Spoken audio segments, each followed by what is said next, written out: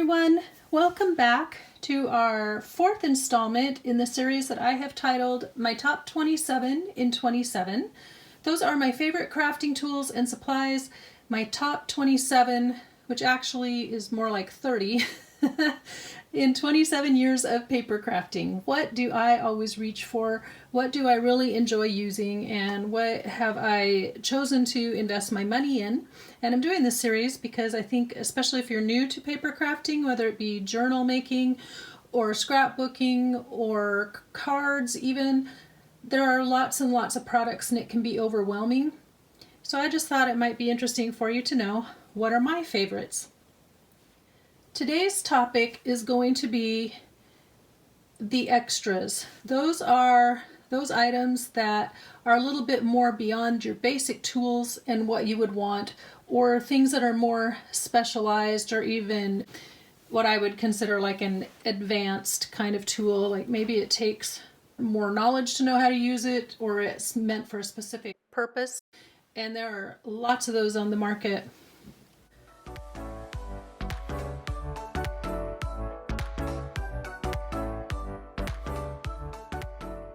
Well, I have a table full of stuff here today.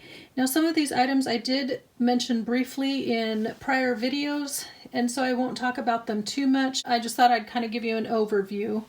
There are so many things to keep track of. I don't actually own all of the products on the market, and so I will try to mention certain items that I know are out there, or things that people have used, or maybe I've even used it in the past and then decided to get rid of it. I'm going to just kind of talk through these as they are on my desk, so I can kind of get rid of them off of my desk here, that I can clear up the mess one item at a time. These are in no particular order at all. The first thing I thought I would talk about is the item that's right in front of me, and I did not mention this during the glue or adhesive session, partly because with my scrapbooking acid-free training, we were taught that glue guns were not a good way to go when you're making your mini albums, and so I just don't really use a glue gun very often for paper crafting, but I have seen so many ladies who do, and especially when you get into the journals and you're adding bigger, heavier things, or you're trying to decorate your covers, you know, you want a little more, something with a lot of oomph in the glue, but that dries very quickly. A lot of ladies enjoy using the glue gun, but I didn't list it before because I wouldn't consider it a basic tool or item that you might want to own. If you already have a glue gun, great. This particular item is something that I have seen a lot of ladies using in the last couple of years. Mine has glue all over it. This is actually a silicone brush meant for applying your facial masks. I found mine at the Dollar Tree. They come in all sizes, shapes, and colors. I know that people find them on Amazon, but it's extremely good for holding things down with the hot glue so you don't burn your fingers. And it's also really good for spreading glue and things across your page instead of using your fingers. So this will save your fingers. Mine still has a little bit of Fabri-Tac on it, which I should probably clean off. It's extremely handy for saving your fingers and for positioning things where you want them. So that's the first thing, is a glue gun. And or with or without the glue gun, this is a really nice applicator because it will hold things down without you having to get your fingers all yucky. In front of me, you see quite a few different objects, and these are the things that I would say take your tools to the next level. The first one is something that I have invested in now, and this is called a quick stick. It's got a little tiny sticky tip that's excellent for picking up small objects, little tiny gems or little tiny pieces of paper, and you pick them up with the quick stick. It sticks to the end, and then you can place it on your page where you want it. Somehow it magically lets go. Or you can also use it for poking out things. It's got a pokey tool on one end, and it will poke out like the little tiny pieces that are in your die cuts and things. So you see, I haven't even taken this one out of the package. I've been trying for a long time to order it, and it's always out. So I think I finally eventually got this one on Amazon. I've been trying to get them at scrapbook.com. I never see them in the stores. They may be there, I don't know. But this is what I would call an extra beyond the basic kind of item, is the quick stick, but it is extremely handy. Along with that, I recently picked this up at the Dollar Tree, and I've seen a lot of ladies using this as well. It's an embossing stylus, and it is a nice way to put the creases in your paper when you're using your scoreboard. A lot of ladies use the ball tip, and this one also happens to have a pokey tool on the end. So I have a variety of pokey tools, as this one is also a pokey tool. This is the Tonic brand. This one I kind of use more for poking holes to sew signatures, depending on how big of a hole I want. I don't use it for picking up things off my desk, but I do use it for poking holes in my journals for sewing in the signatures. So as you see, a pokey tool is an extremely handy thing to have. Maybe I should have put that on the basics instead of adding it as an extra. I talked about these in my first video, but these are some of the things that I would consider to be an extra item, but they're extremely handy. So for me, in my scrapbooking days, and since I'm still working on those, catching up, a red eye pen for my kids, always had red eye. Vanishing ink pen, extremely handy for drawing lines on the page, and then you can write your words, they look straight, and then those lines disappear. They pretty much evaporate, and you don't have the lines on the page anymore. This is the Signo Uniball white pen, so it's a nice white gel pen.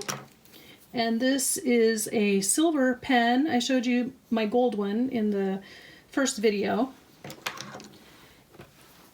I recently invested in this, a distress crayon, because I wanted to do some accenting around pictures on pages. It's not something that I am familiar with using, and I wouldn't say that it actually matches my style most of the time, but I think it's a very useful thing to have for when I'm wanting to accent or go with kind of a more grungy look. I can draw around the pictures, I can scribble things and wet it down. I'm still learning how to use this, but I've seen ladies use this or the Stabilo pencils, and I thought this would be fun to play with, but it's certainly not something that I would have as a basic tool for me. There are lots of fun crayons and things, the gelatos, all sorts of markers and crayons that I don't play with myself, but a lot of ladies do. So for me, this is not a basic item, but for you, it might be.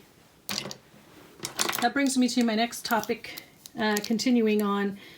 I enjoy using these fine tip microns, and I used to get them in all the colors. These are probably getting dried out because I haven't used them for so long, but I liked using these for writing on a page, and you can also use them for drawing accent lines on a project, or if you want to draw stitching lines around your tags or what have you.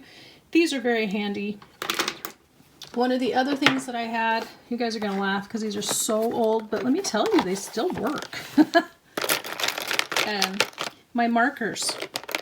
Now, when I came back to this whole paper crafting thing, I invested in these Studio G, which is a basic brand from Michaels. And then I also tried some of these distress markers from Tim Holtz. And there was another brand. This came from A Cherry on Top, but I think it's a knockoff of something. I don't remember what. Anyway, I have not been impressed with any of them. And my Tombos, these Tombow markers, oh, these are the Marvies.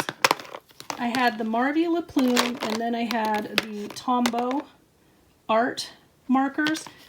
And a lot of these that you see in here, well, all of them that you see in here, are still from when I purchased them in the 90s. So they kept their ink. They're very good. I like the Tombows because they had a fine tip on this end and the brush tip here. And the Marvies had the same thing. So it just kind of depended on what colors. You can also get paint markers like this one. You can get chalk markers. You can have markers galore. So markers of some sort may be something you want to invest in. But I don't know that might be the first thing you want to invest in because it can get spendy really quick. Another item that I invested in early on were watercolor pencils, and this is a newer set I just found, so I haven't even had time to play with them. but I still have my old set as well. But these are great, especially when you're doing the stamping and you want to color in the image. You color it in with the pencil, and then you use something like this, a blender pen, and it's just essentially water. And it blends the colors and it gives it kind of this watercolor effect, a really soft look that you can't get with just markers. So that was something that I invested in. I really like the look of that. Another item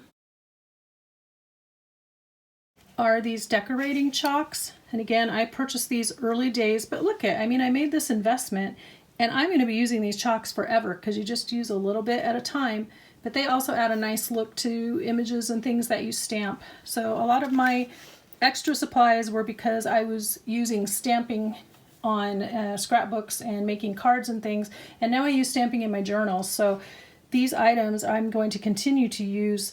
There's no waste in my investment. And they each have their own look. This little tool is a pair of tweezers. Now I can't remember where I got these. These are monstrous. You might want to invest in something that's a little bit more of a precision tweezer.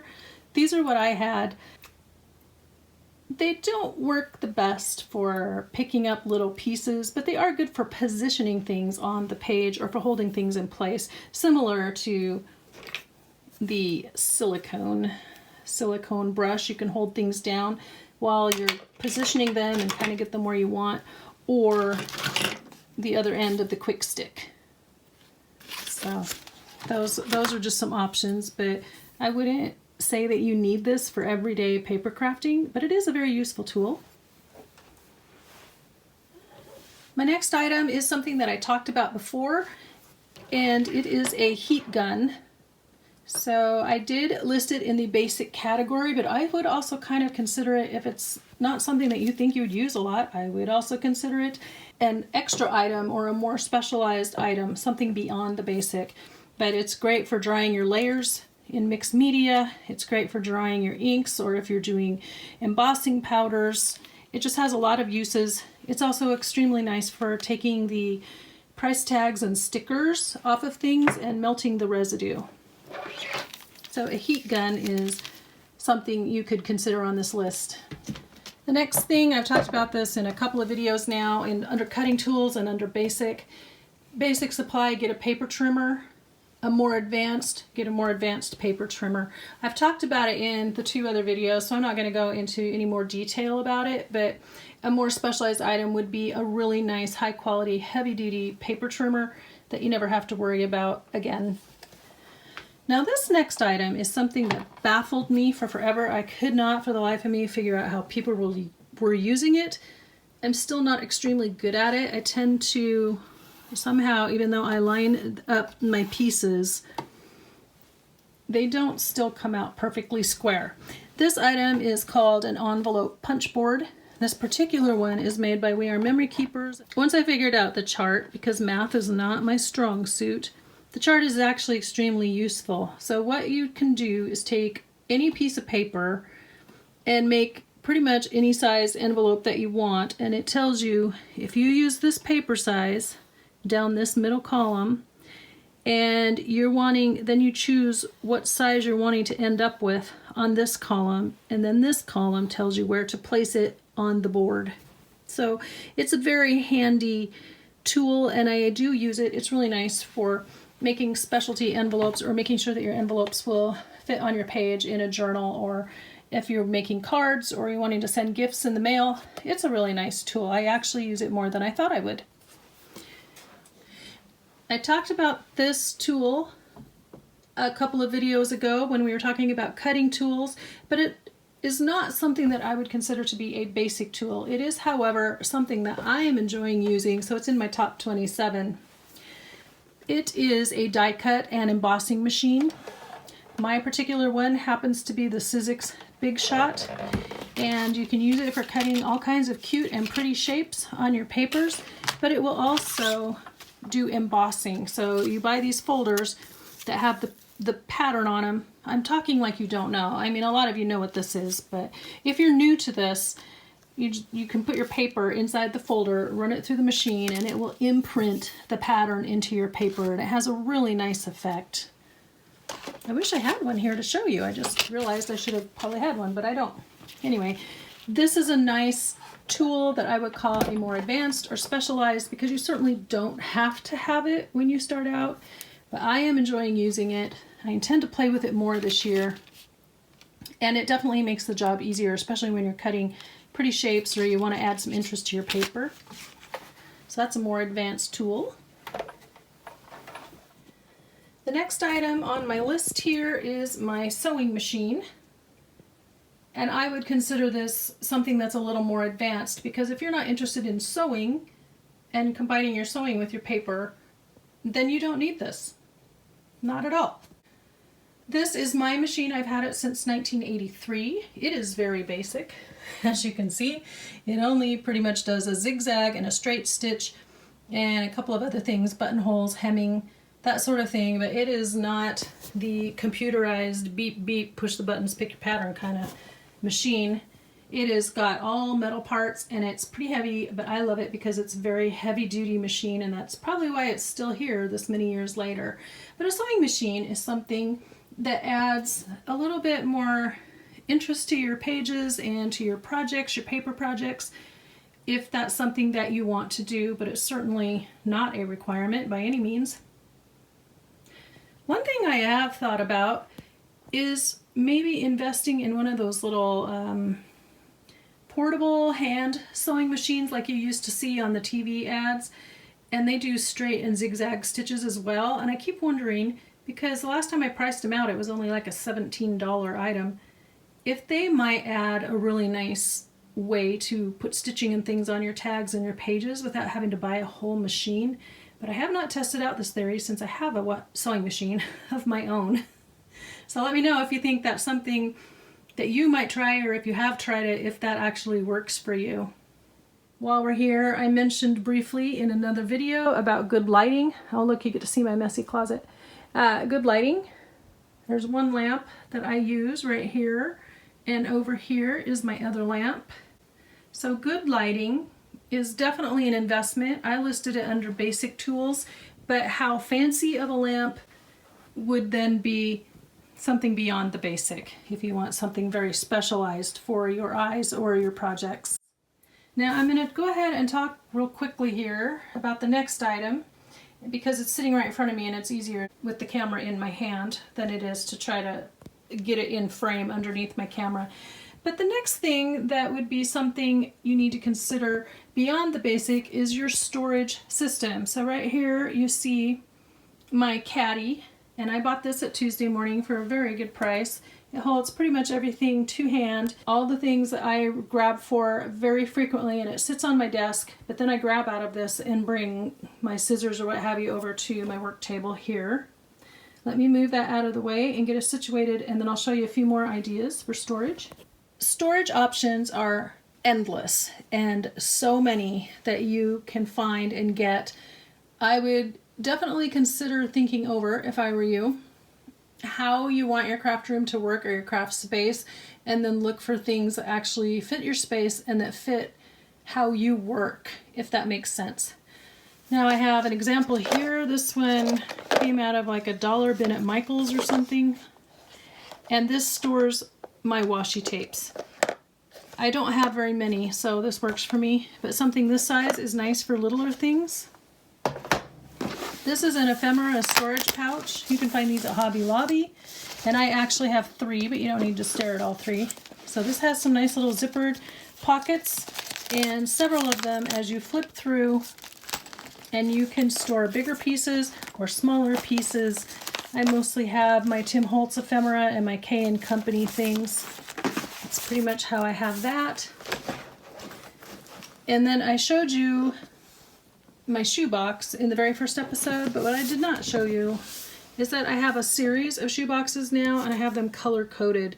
And this is actually a nice way to store multiple items. I store mine by color because I realize that I'm looking for a pink such and such, either pink trim or, well, not the trim. I've moved my trims now into their own place, but if I'm wanting to find pink sticker or pink this or that, I just look in the pink bin now. And this just has all kinds of things. This system I really developed more for my scrapbooking pieces than I use for my journal making pieces, but I will grab things out of here. Maybe you need a few of these and you want to color code your things. That's a great idea. And another great idea is using vintage items, boxes or tins, to store your things in. This one right now holds my little snippets. I found this at a thrift store. But this holds all the little pieces so I can make more snippet rolls in the future. I also have my snippet rolls that are in process are actually stored in an old suitcase off camera here. And then this I got at church clean out day, but it has all of my little distress tools. There's also a sponge that has joined the gang. So vintage pieces are a great way to store things. Another storage option are anything with compartments. This has all my buttons. And again, see how I've grouped them by color in there. I do not have jars and jars of buttons. I don't want to get that overwhelmed, but I have just enough that fit in there, and it's great, and then I make sure I use them. And then this last item that I have my glue in is just a metal divided compartment. So these are the kinds of things that you're going to want to think of that I would consider to be more specialized as you really consider how you want to use your space. I also have some of the plastic drawer carts. You just saw one in my backdrop here in my closet. Other ideas include a craft cart like this one, or storage cubbies. There's all kinds of drawer and storage systems out there. In the next shot here, you see an old dresser my dad made me, and then the next one I have a filing cabinet that I found at a thrift store. So there's just all kinds of options. You need to make it work for you.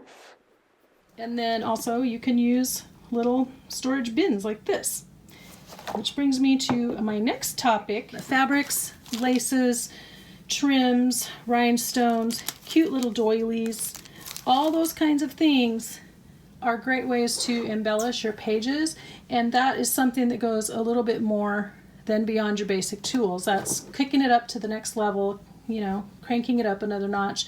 So stickers, markers, using your pretty pens, fabrics, laces, the little embellishments like the little gems and pearls and things, rubber stamps and inks. Those are all ways that you can bring your project up to the next level and go beyond the basic on your page. But they are items that you may be wanting to invest in specifically, either specific trims or specific embellishments for your projects. So that's why I don't put them in the basic category, because you really need to decide what kind of tools you want to work with, what kind of accessories you're wanting to work with. And of course I love it because I do the sewing. I love my fabrics. That's an extra for me, but that might not be something you want. And maybe you prefer paper lace over fabric, or you prefer rhinestones over pearls, or whatever, however you like to make your projects and how you like to dress them up. That is something that I kind of consider an accessory or an extra item, something more specialized. Another thing you might want to be investing in, and this is one of my favorite things to decorate with, are stickles. I can get really carried away with stickles, especially when it comes to Christmas. This is a knockoff brand from the Michael's Dollar Spot a while back. They are watery. As I've used more and more of these kinds of things, I come back to the stickles. They're a little more pricey, but they're also a lot better quality. So invest in the colors you like. But I know I'm always going to use red, green, and some kind of clear or silver at Christmas. And then along with that, there are these liquid pearls or puffy paint. So these come in all kinds of colors. And there's another one now, the Nuvo Drops, I think. That's another great way to dress up your pages. There's also paint, sprays, embossing powders, flocking powders. What else? So many things that you can buy, and I don't have them all, but those are all great things to invest in, and I certainly like the look I have some sprays. I just need to play around with them more because I invested in them, but I didn't know what to do with them. So that's another thing for me to play with more this year. There you go. I just wanted to dress up the shot while I continue talking to you because I don't have some of these other things I'm going to chat about. But other tools that you could be investing in are a stamping tool that helps you place the stamp where you want it, like a MISTI tool. Those machines that are for adding gold and stuff to your projects, what are they called? The ones that, gosh, I can't, Heidi Swap, she has that machine that does that adds the gold to your page, the gold foil. Is that what it's called? A foil machine? Is that what it's called? Those are ideas of other items you can invest in that will take your projects to the next level, but I would not consider them to be basic, and for me, I don't own them. I just don't think I would use them. Laminating machines, you might want to laminate.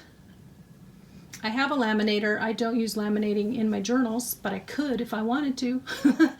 I have a Xyron machine that I received as a gift many, many years ago and have still not played with. Shame on me.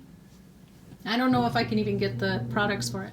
Okay, well, my husband is home. He's been gone, and that gave me the opportunity to do this video for you. I think that we have pretty much talked about as much as we can talk about in this amount of time, but you get the idea. There are so many products and ideas out there, and for me, the ones that I have invested in that I enjoy using are my sewing machine, my embossing machine, the good paper trimmer, and then some specialty pens, pencils, markers, things like that, and then of course stickers galore. But I was kind of a sticker girl a long time ago before I ever started doing anything with paper crafting. Even in high school and college, I loved using pretty stationeries and stickers and pretty pens. So that's been part of me all along.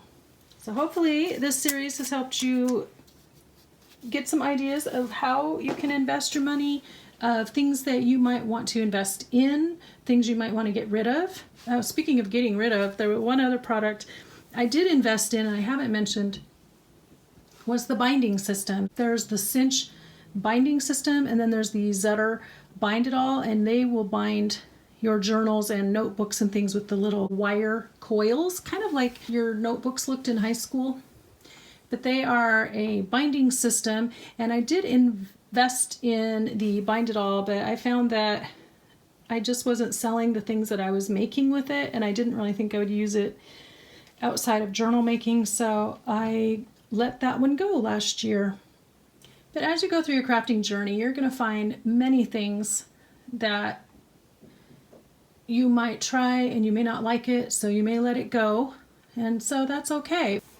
I hope you've enjoyed this series. If you have enjoyed the series, please give me a thumbs up.